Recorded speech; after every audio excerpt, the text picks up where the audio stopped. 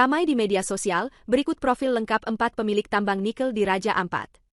Aktivitas penambangan dan hilirisasi nikel di Raja Ampat, Papua, menjadi sorotan publik, terutama setelah sejumlah aktivis Greenpeace Indonesia melakukan aksi protes dalam acara Indonesia Critical Minerals Conference and Expo di Hotel Pullman, Jakarta, pada Selasa, 3 Juni 2025. 3 aktivis Greenpeace bersama seorang perempuan asli asal Papua membentangkan spanduk saat Wakil Menteri Luar Negeri Arif Hafaz Oegroseno tengah menyampaikan sambutannya. Mereka menyuarakan kekhawatiran terhadap dampak buruk aktivitas tambang nikel di Raja Ampat terhadap lingkungan dan kehidupan masyarakat setempat. Greenpeace Indonesia menyebutkan, sejak tahun lalu, lembaganya menemukan pelanggaran aktivitas pertambangan di sejumlah pulau di Raja Ampat, seperti di Pulau Gak, Pulau Kawe, dan Pulau Manuran. Berdasarkan analisis Greenpeace, eksploitasi nikel di 3 pulau itu membabat lebih dari 500 hektar hutan dan vegetasi alami khas. Selain itu, beberapa dokumentasi menunjukkan terjadinya limpasan tanah yang memicu sedimentasi di pesisir. Peristiwa yang diduga terjadi akibat pembabatan hutan dan pengerukan tanah itu berpotensi merusak karang dan ekosistem perairan Raja Ampat. Pemilik tambang nikel Raja Ampat. Berdasarkan data yang dirilis Kementerian Lingkungan Hidup (KLH), ada 4 perusahaan pemilik tambang nikel Raja Ampat dengan aktivitas operasi di Pulau Gak dan pulau-pulau di sekitarnya. Keempat perusahaan telah mengantongi izin usaha pertambangan atau IUP.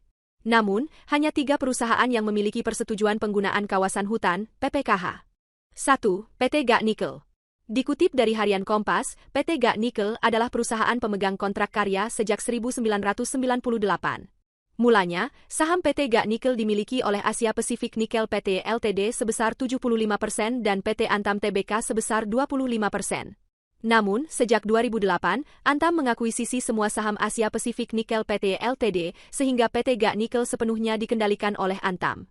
Berdasarkan informasi di laman Kementerian ESDM, kontrak karya PT Gak Nikel terdaftar di aplikasi Mineral One Data Indonesia, MODI, dengan nomor Akta Perizinan 430, K30 DJB 2017.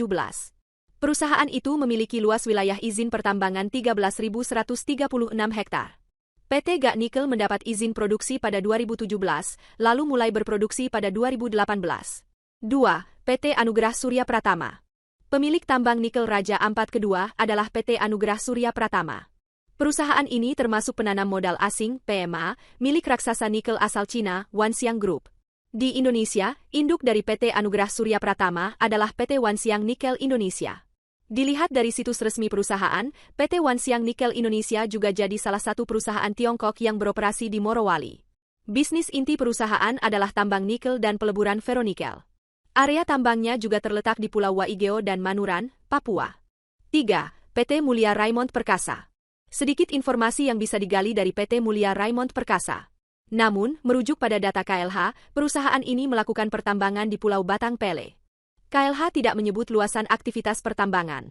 Dalam keterangan resminya, KLH menyatakan PT Mulia Raymond Perkasa ditemukan tidak memiliki dokumen lingkungan dan PPKH dalam aktivitasnya di Pulau Batang Pele. Seluruh kegiatan eksplorasi pun sudah dihentikan. Kantor perusahaan ini tercatat berada di The Boulevard Office, Jakarta Pusat. 4. PT KWI Sejahtera Mining. Pemilik tambang nikel Raja Ampat keempat adalah PT KWI Sejahtera Mining. Sama halnya dengan PT Mulia Raymond Perkasa, tak banyak informasi yang bisa ditelusuri dari PT KWI Sejahtera Mining. Mengutip laman Kementerian ESDM, PT KWI Sejahtera Mining adalah perusahaan tambang yang terdaftar di Direktorat Jenderal Minerba dengan izin usaha pertambangan IUP untuk operasi produksi biji nikel. IUP tersebut memiliki nomor 5922-00 dan valid hingga 26 Februari 2033. Sementara KLH menyebut, PT KWI Sejahtera Mining terbukti membuka tambang di luar izin lingkungan dan di luar kawasan PPKH seluas 5 hektar di Pulau Kawe. Aktivitas PT KWI Sejahtera Mining tersebut menyebabkan sedimentasi di pesisir pantai.